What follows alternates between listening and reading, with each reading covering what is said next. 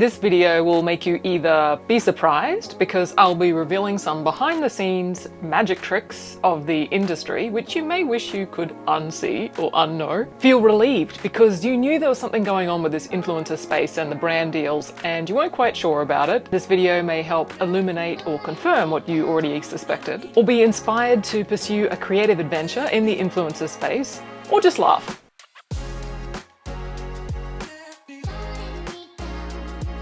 I have been representing influencers for a little while now, and it is completely different to the legal arena that I have been in for the most of my life. And I have been learning a lot about this industry. I meet and get to work with big brands, so clients and companies that are pretty much household names. And what I have learned so far is that traditional media and advertising has really changed, and the traditional methods like radio and TV ads are just not working like they used to. But what I didn't know is what happens in the background with this whole influencer space, such as how deals are made and how much money is involved. And secondly, what the job of being an influencer really takes. It's been quite an eye-opening experience for me, and I thought I would share what I've learned so far in case you have dreams of becoming a social media star so that I can crush them. I mean, set yourself up with eyes wide open before you enter this space. And it is a space that's worth diving into because it's only getting bigger. Based on a survey of 8 to 12-year-olds, the most popular answers to the question, "What do you want to be when you grow up?" are YouTuber, teacher, and professional athletes for children in the US and the UK. Surprisingly, in China though, the answer is different. The top 3 answers are astronaut, teacher, and musician. I couldn't find surveys relating to Australia, but I gather it's probably going to be similar answers to the UK and the US. First thing that really stood out to me is that being an influencer is actually a job. Make no mistake, this is not the stick it to the man kind of move you think it might be, because you'll rely on the exact same capitalist systems and companies for you to be paid and survive. Rather than being called an employee, you are now what is known as an independent contractor. You get taxed exactly the same as an employee, so at least around 32-34% or upwards depending on how much you earn in a financial year. But now you don't receive the employee benefits. So there's no superannuation, there's no sick leave, there's no annual leave, you don't get paid on public holidays. You'll be responsible for taking care of all of your own accounting and putting money aside and not getting hit with a huge tax bill at the end of the year. Effectively, your work as an influencer is going to be exchanging your time and your skills for money. Money is just an exchange of perceived value. So if the market doesn't perceive what you are doing as a creator as valuable, you're not going to earn any money. And the market will let you know if what you're creating is valuable to them. And bear in mind, just because what you're creating is not earning you money doesn't mean it's not valuable. It's just not valuable to that client. For example, Disney. Disney is oriented towards being very kid-friendly. If your online presence is full of photos of yourself half naked and posing in what would look like a red light district, Disney's probably not going to want to work with you. So it's about finding the right market and the clients that value the kind of content that you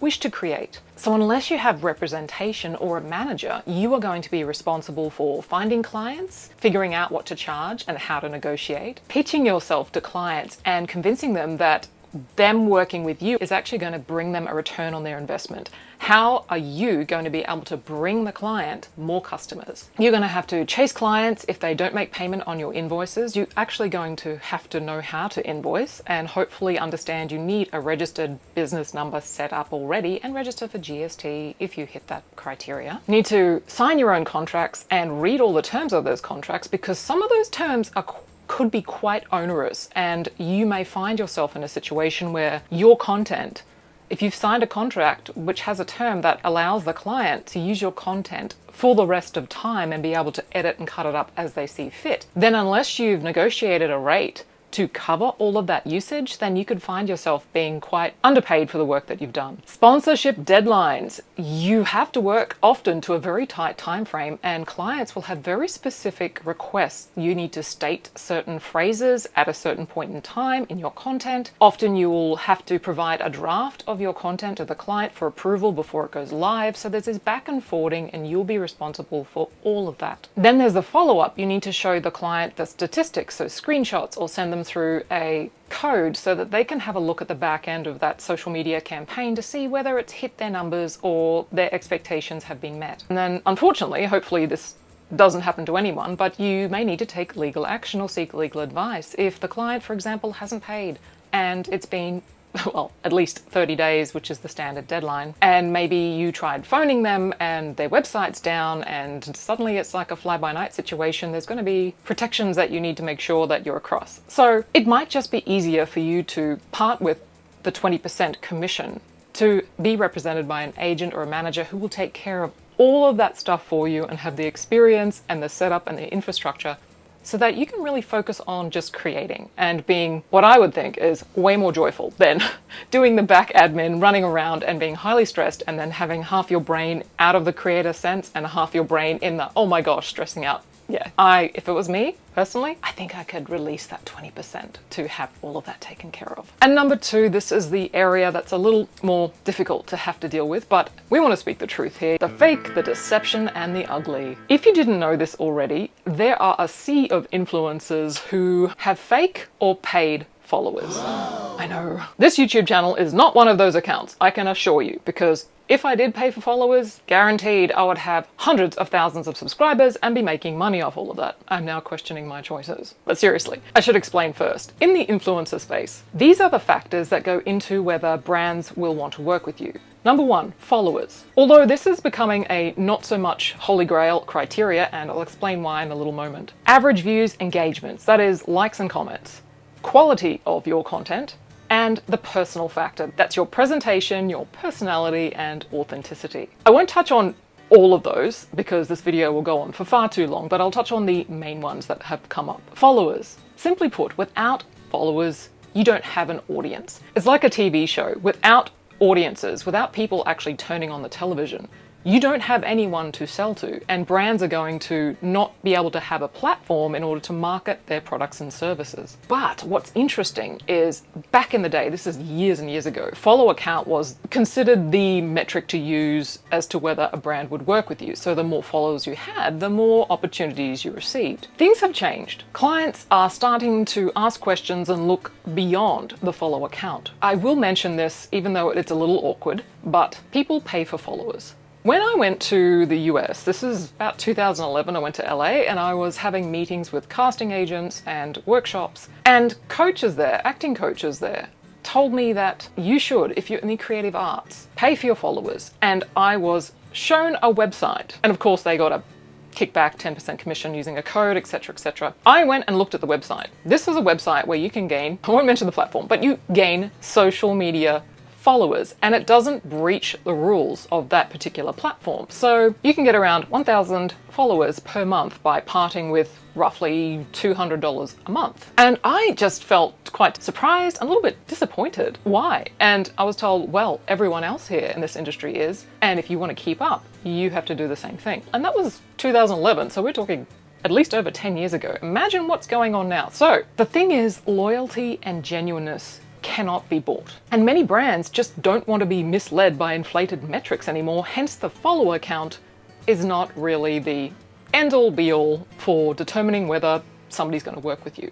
If you have a smaller following, but your audience is loyal, and they engage with you and you engage with them, that is becoming a better metric, and that's something that brands are becoming a much more aware of. Because brands are understanding that fake followers could be a bunch of bots, or there could be people following you from a country that doesn't speak English, and so they are not going to listen to, watch, read, or ultimately buy what you're going to be sharing on your platform. Another ugly truth are that there are a lot of influencers who engage in unethical conduct. Before you go into the space, be very clear about what you stand for, what your values are, and kind of messaging you want to put out into the world. There are some people who come into the industry and don't seem to care whose lives and brands and reputations they destroy for their 5 seconds of fame. There are some influencers who are known to gatecrash red carpet events. For example, I don't even know whether I should be going down this track. It makes an interesting story time in order to illuminate a point which I want to make, but I'm going to keep it general then. There is an influencer recently who gatecrashed a red carpet event. Now, for anyone who doesn't know, when it comes to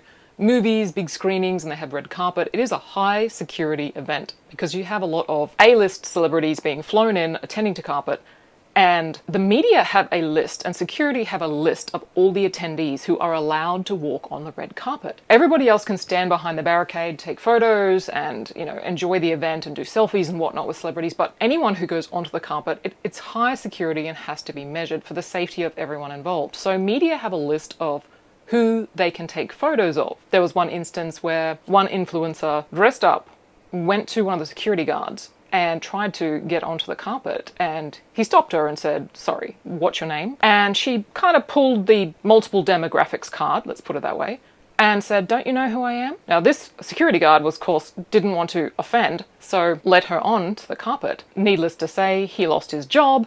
The photographers soon got wind of what was going on and refused to take her photo, and pretty much her reputation has been ruined with this large studio. So these aren't really long-term strategies, and posting images of yourself, it wasn't a Getty Images photograph. Media, people, and photographers all talk to each other. So if you're an influencer, you need to really figure out whether your strategy is long-term and building relationships, or whether you're just trying to blow it to get your 5 seconds of fame with your paid followers. It's a whole, you get to choose how you show up, how you work with people, what you stand for. Your mental health is important. Also, there's something called Photoshop, which a lot of people are doing as well, which just know that happens. Views and engagement. This is a metric which I find more useful, and I think a lot of brands are discovering it as being a much more correct way of figuring out whether they want to deal with an influencer. If an influencer has a smaller audience, but that audience is responding and engaging and writing comments, and it's a positive space and there's a back and forward,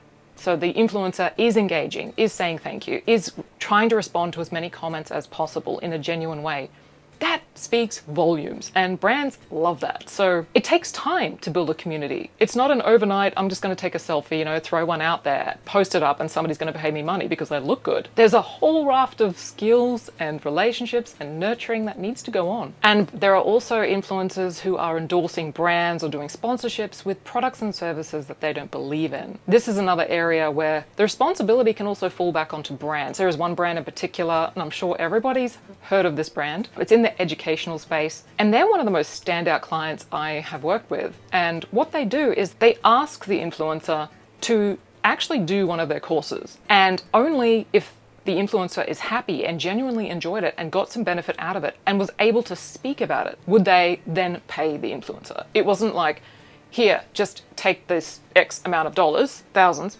and say what we want you to say and be a robot. They have a value system in their business where they genuinely care about people using their products and finding them beneficial. And when I find clients like that, it re-establishes my hope in humanity. And the authentic personality factor. This is by far my favorite way of working with influencers and working with brands. I find authenticity to be the number one, just personally, but also as a metric. It is starting to show that this is the long-term approach. Drama sells. There are a lot of people who will whip into fear and the fear of missing out and scarcity as ways of manipulating. Like, for example, YouTube thumbnails. I deliberately haven't chosen titles and thumbnails that push fear, anger, over dramatic messaging. Like, the ones, like somebody's going to be like this, or the scream face, or like, it works, and it works. I personally feel manipulated and like I'm manipulating an audience, but what you see is what you get. But drama sells, and because our minds, as humans, we tend to look for the negative, the problem, the things that need fixing. If you create a positive video, like something that's uplifting, you just don't get the views as a drama show, like so-and-so cheated on me. That's just the way the world is. But what I'm seeing in the influencer space is that those who have an ability to tell stories that are relatable, that can connect with people, are the ones that, this is the slow turtle in the race, end up winning in the end. Being actively engaged with your community matters. I feel, maybe you find this the same way, but I feel like we're heading in a space where there's so much oversaturation of filters and fake, people getting stuff done but just pretending they just only use a face cream, and unrealistic messaging can really have a mental health consequence. And this is something that's coming up now with all of the social media inundation of the fakes. The on-flow effect on community and on us as humans, I have a feeling that there's going to be a demand for authenticity coming down the pipeline. and we crave real. There's a song where a guy talks about wanting to see stretch marks on a butt. Like, I heard this rap, I was in the gym and I'm like, that's really good. And because the flip is the pressure on influencers to conform is taking a mental toll. Unrealistic, inhuman body standards, beauty standards, like not having any pores in your skin, inflated lifestyles that the person can't even afford, but they just hire, take photos, and then pretend that that's how they live 24/7. It's a distorted image of reality for their followers. It's really important to know where your no is. What will you turn down? What will you not accept?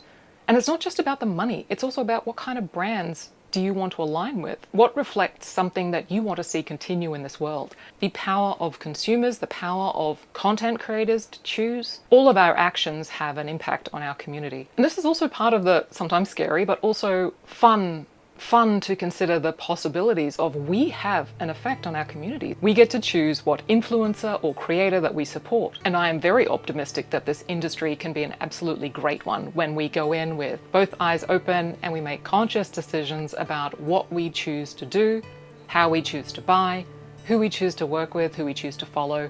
We all have an amazing ability to support all of us going in a better direction. I hope you found this video helpful, particularly if you're looking to go into the influencer space. Any questions or comments, please leave them below. I love reading your comments, and if you've got any questions about the space, I will answer to the best of my ability. Thank you for watching.